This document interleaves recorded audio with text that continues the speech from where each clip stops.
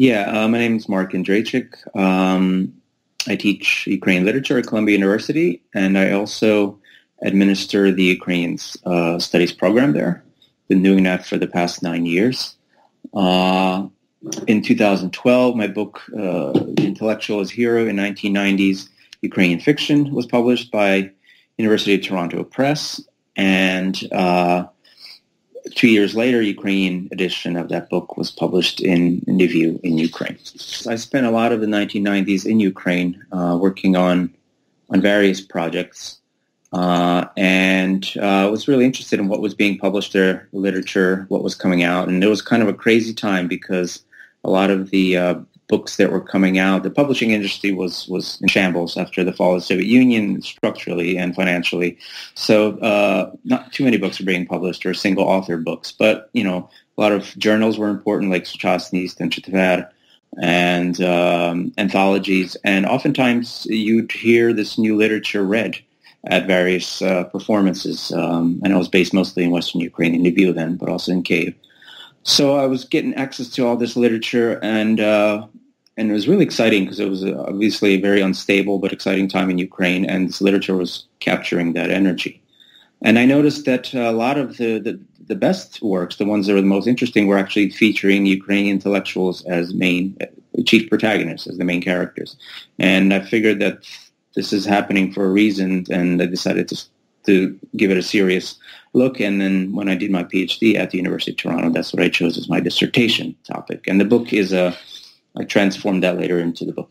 Yeah, that's a good question. And when I'm using the intellectual is a narrower category, whereas a member of intelligentsia would be a wider term, with a wider range of types of people connected, at least the way I use it. And when I use it in this book, I'm talking really about looking at the characters that are creative people, artists, writers, and also critics or scholars that professionally deal with interpreting and critiquing that work. And those are the characters that I was looking for. And most of them are actually writers.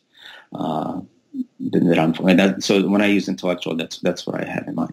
So the dates that I'm focusing on are books that were published between 1990 and 2001, because that's when I was writing the dissertation and the book. So I cut it off there. But that gives us basically the first decade, shifting, a year or two there, of Ukrainian independence.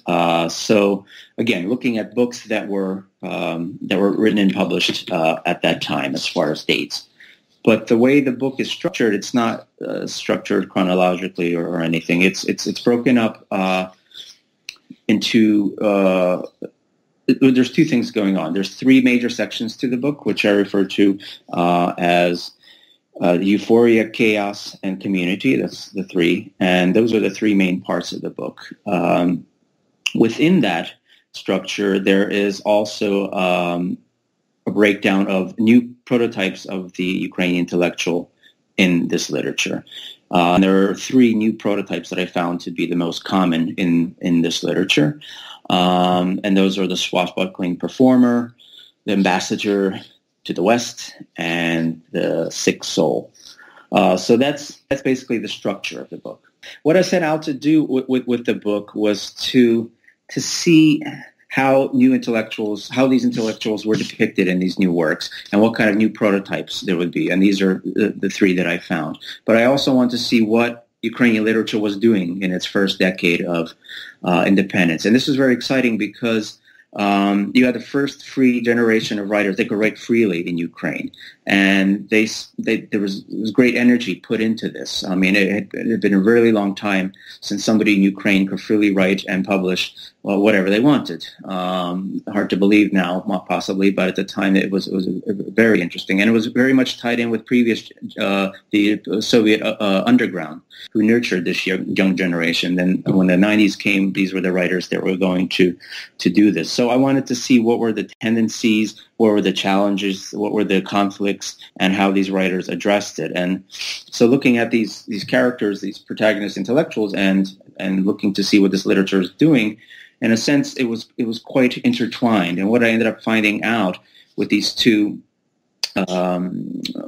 themes that I was exploring is that they are intertwined, and the book as a whole ends up being an analysis of how post-Soviet Ukrainian writers of this generation, explore the new post-Soviet Ukrainian identity in their works, how they were constructing is it going to be Ukrainian in this post-Soviet world. They had to get things done. First of all, there was a great energy to get things done. This was an opportunity people have been waiting for decades. And they were in a position to do it. It was a very exciting time, regardless of the chaos and economic instability, but it was a very exciting time. And these writers, with this energy, and society at this time is ready to accept anything that's new, anything that's different, right?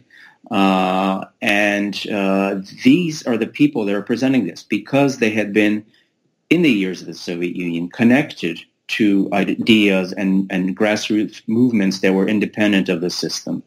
So they were prepared to do it when, the rest of society was pretty much caught off guard.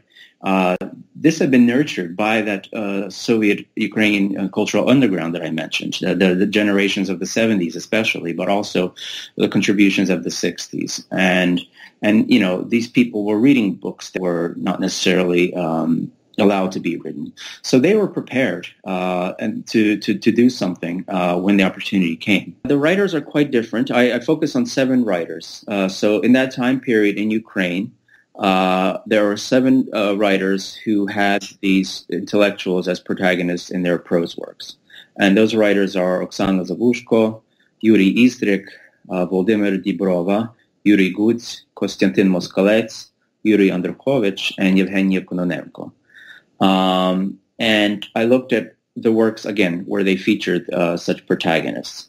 But the styles are quite different from writer to writer, but this is what they had in common. So then I was looking at how these different writers in their different styles are depicting this intellectual. So what I concluded is in these 3 new prototypes of the Ukrainian intellectual. The first one, the swashbuckling performer. On these pages of this prose, the new Ukrainian intellectual ends up being somebody who has talent, has something that the masses want. He's at the center of attention. He's cool. He has an effect on people. He has effect of charming, of performance. This power of performance and of being the center and moving masses becomes Ukrainian intellectuals doing that. We really didn't have that before in Ukrainian literature. And even in some cases, he's fighting his opponents physically and beating them, or she is overwhelming a crowd of people with her talk. So, and this is chiefly in the works of Yuri Andrukhovych. We see this prototype of the Ukrainian intellectual, this swashbuckling performer, as I call it, but also in works of other writers. Now, the second prototype that I saw among these characters was the ambassador to the West. So again, just like I mentioned why these people were prepared to roll up their sleeves and do something new and exciting in Ukraine at the beginning, where everybody else was kind of sitting back, these writers, many of these writers, or several of these writers that I focus on, were among the first people to have contact with the West. Many of them traveled to the West. And their observations and what they experience in the West ends up informing their prose. So in some ways you can see that they're reporting on the West for their readers back home. But it's not that simple. It's actually more importantly, they are, in these works, we see how these characters, when they are in the West, how they're saying what's strange to them and what is not. Oh, this is... And they're picking and choosing through what they think is compatible with this post-Soviet Ukrainian identity by making fun of it or by accenting on this, rejecting this, accepting this. So that's why I call them these ambassadors, because also they not only reported on the West for Ukraine, but they represented Ukraine for the West. And we see in these novels often the knowledge or the lack of knowledge of the West about Ukraine, and generally it's a report of ignorance, and it's often poked fun of. in these works. So that's an important function for the Ukrainian intellectual to be this ambassador to the West in these early years. And then the third character, the sick soul that you were asking about, this is a character who is abnormal, is sick, is a little different than everyone else. So when I was talking about the relationship with intellectuals in society, this is somebody who is not necessarily fitting in. He's also sick in that he is or she is taking the ills of their nation, of their country, and they're internalizing it, and they're suffering for that as intellectuals, right? That's what they do. So that they're not well. And oftentimes they lead to abuse, self-abuse, alcoholism, and other. So we see mentions of this throughout these works as well. This self-destruction, this idea of being sick and not well. So thus the sick soul. So those are the three protagonists that I was able to trace in these works. There is some cathartic sense to it as well of going through it. But what you hit upon is very important and correct for the subject of my book is this was a period of time. This was a certain period of time in Ukraine. This first period, right? That's very important. That was addressing a lot of things that had just happened, the Soviet experience, and the opening of a whole world that had been cut off for many years, the newfound freedom. And it was a shaky time. It was a time of transition where a lot of foundations had collapsed. And my approach in the book is I treat Ukrainian culture here as a post-colonial culture, and they take advantage of this situation of crumbling structures. They applaud it.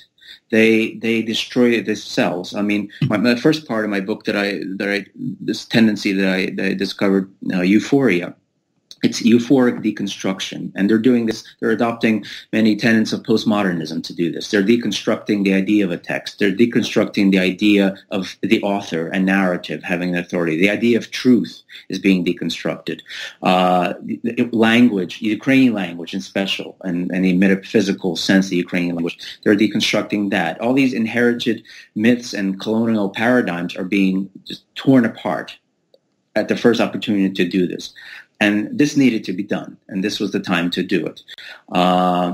Now, the second part of my book, which is chaos, I call, is you see, and this happens simultaneously. These three parts, chaos, euphoria, chaos, and community, often happen at the same time in one work, but I broke them out into three. But they're interrelated, so the chaos ensues. And the sense of disappointment and disillusionment and fracture and the intellectual returning to the margins, Ukraine not being what they thought it would be, a sense of belonging to a lost generation already at that point is happening too. And you have this chaos in these works also. And then the result of all this is this third movement that I name community. It's a sense of trying to develop, once again, a structure, having just dismantled structures and the idea of structures because they were curtailing, they were evil, they were, totalitarian. But to create structures, because you need structures, otherwise you have chaos, but to create them that they are non-totalitarian, that they're flexible.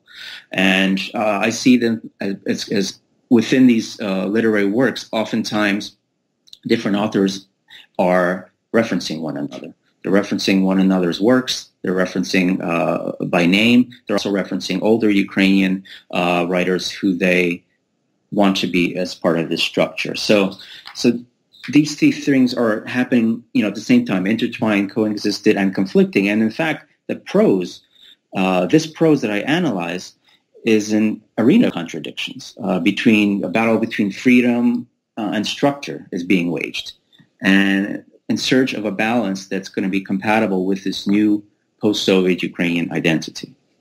When I was looking at different prototypes of the intellectual, I did look at, in general, in Western civilization, modern Western civilizations, what kind of intellectuals? What are the different types? Are there those that are close to the court or the king that serve them, or is it one who is a bohemian, a radical revolutionary against that, or intellectual as a court jester working in the court but ridiculing power, or is it someone that is able to outwit and use his intellectual powers to keep power in check? So, and that's in the introduction of my book. That's what I start with, that to look at what kind of intellectuals we can have, and then I look at my protagonists as how they relate to those existing prototypes already. In Russian literature, you had a lot of the same postmodern games and deconstruction, but and in Polish as well. But what was lacking not lacking, but different in the Ukrainian case was the colonial being attacked, the post-colonial aspect, and that's what makes a lot of this literature supercharged and very interesting, because this was kind of the driving force behind it. It wasn't just frivolent play for the sake of play, which is fine too. But this added dimension of this post-colonial deconstruction, I think, is what really drives this literature, makes it interesting. Now, Polish literature, of course, it's a different situation there as well, but they were also, we see a dismantling of inherited networks and myths. And I must say that Polish literature of the 90s and Ukrainian literature of the 90s had very close ties, and it is through the help of and the connections and contacts, the friendships that young Ukrainian writers at the time in Polish had, that these works by these writers that I mentioned were being translated into Polish, and likewise into Ukrainian, the Polish writers. But this was acted as a bridge to eventually getting translated into German, let's say, and then to other Western European languages, and not just Western European. So it's interesting what you bring in Poland, because it was very important at the time. This literature I found to be, although it was quite complex in many places and in many instances, but I just, by the energy of this literature, you could really feel the energy of the times coming through, and this exciting but chaotic time. And so, these works were a joy and wonderful to read and reread. And because they're complex, rereading them is always rewarding, and you find new little tidbits here and there. But there's a playfulness to it, which is possibly a result of this energy. Another thing that's interesting, and I kind of started with this, is this generation of writers, the 80-niki, the 80ers, and some of the older ones from the 70s. They were really they're very interesting as writers, because they're all most of them are wonderful performers. They read very well. So in ways, they are these swashbuckling performers. They could read like rock stars, and they were attracting huge audiences at the time. So that's an important part of it as well, because when people wanted something new and exciting and different, they were ready to do it in a very loud and, well, not loud, but in a public way, and perform these texts, or read these texts. So that's another, I think, important aspect of it that should be mentioned.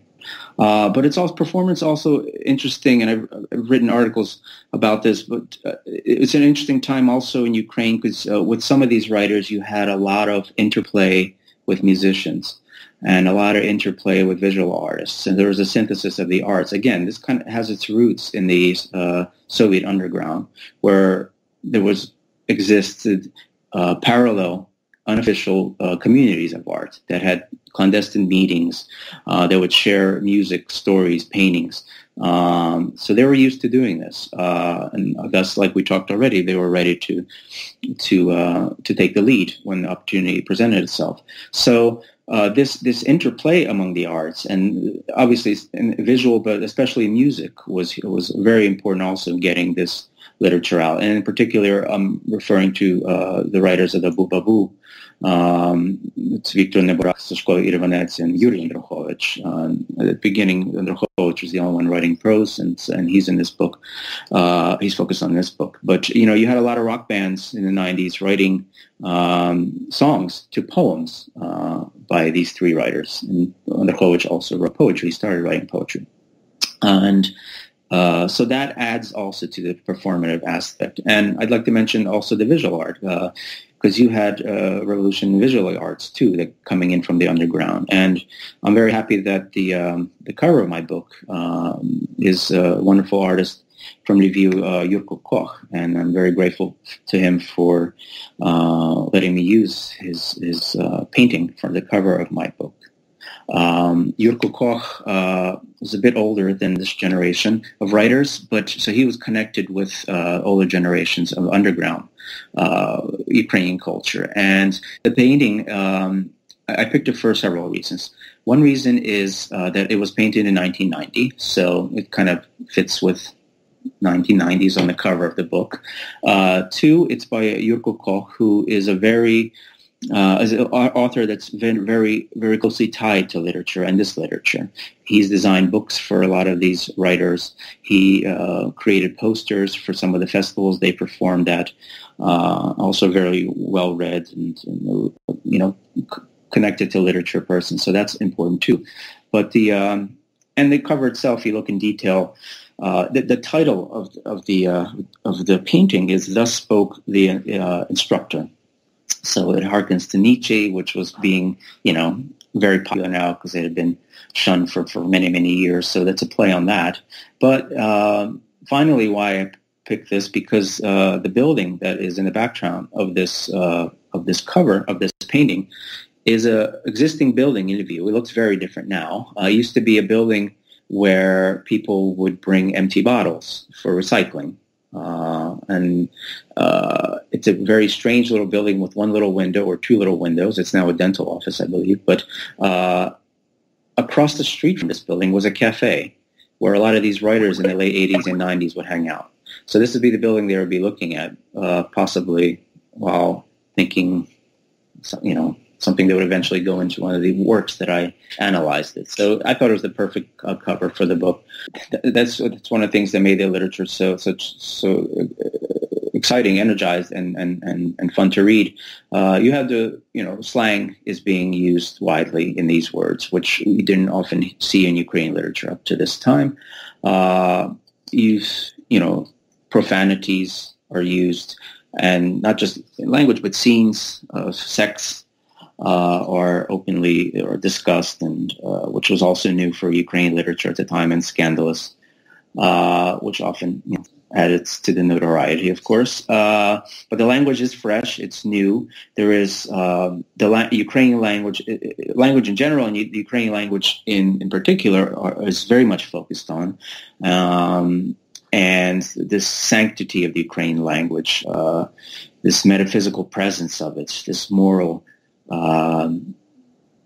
kind of authority that it has and uses the language have, or the need to serve it is turned upside down and played with, which is very healthy, as we know.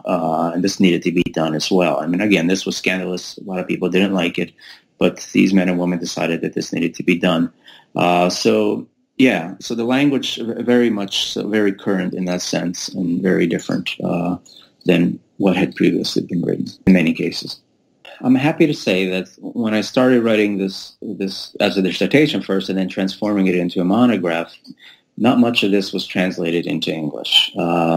Perhaps the only thing that had been published and translated into English was Yuri Andrukhovich's Recreations, which was published in a wonderful translation by Marko Pavlishin by the Canadian Institute of Ukrainian Studies. And another book that was published was Yuri Izdryk's Wojciech, also in Pavlishin's translation, also excellent translation, a few years later after Andrukhovich's book. But since then, since my book has come out, so I ended up translating a lot of the works myself in the book. And in my book, I wanted it to be very readable, to tell a story, and I wanted to be big chunks of this prose there so that my reader can get into the works and get into these wonderful, this language, albeit in English if they don't know Ukrainian, but so that they can immerse themselves in this. So there are lots of quotations and long quotations, but I ended up translating a lot on my own. Since several have been published, several of these writers. Oksana Zabuzhko's novels available in translation. Helena Hrein translated a while back, but it's finally been published. all three Andruchovich's novels that I focus on, these are his first three novels in the book, are available in English now, as is his fourth, and a new book of essays that I'm involved with. It's coming out later this year.